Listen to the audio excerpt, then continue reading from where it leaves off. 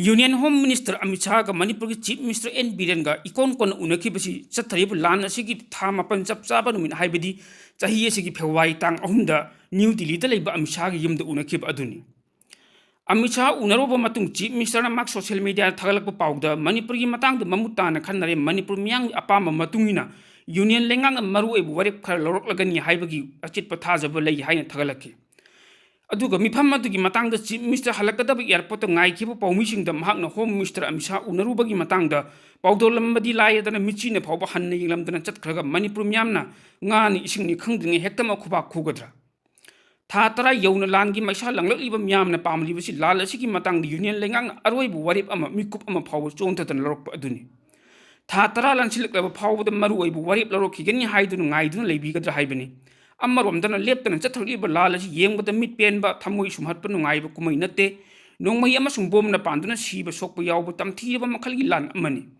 Matang hi यौरा फाउबदा state लेंगाकी लुचिंगबसिंग यूनियन मिनिस्टरसिंग यैरकपा पुंगलोन खक्तदा जगोइ सागनी हाइदुना फी सेमलग लैथोकपा हाइबसि यामना लेबक थीबनी मणिपुर की लॉ एंड ऑर्डर गाकपा ngamdri हाइरबसु स्टेट सिगी म्यामदी येंगलग स्टेट लेंगाक मुथत्तबनी पीयु हाइबा सेंट्रल फोर्स पीरी सिक्योरिटी एडवाइजर हाबली रिलीफ मटेरियल सिंग अमसुंग एसग्रेसागी सिंबम पीरी हाइरकनी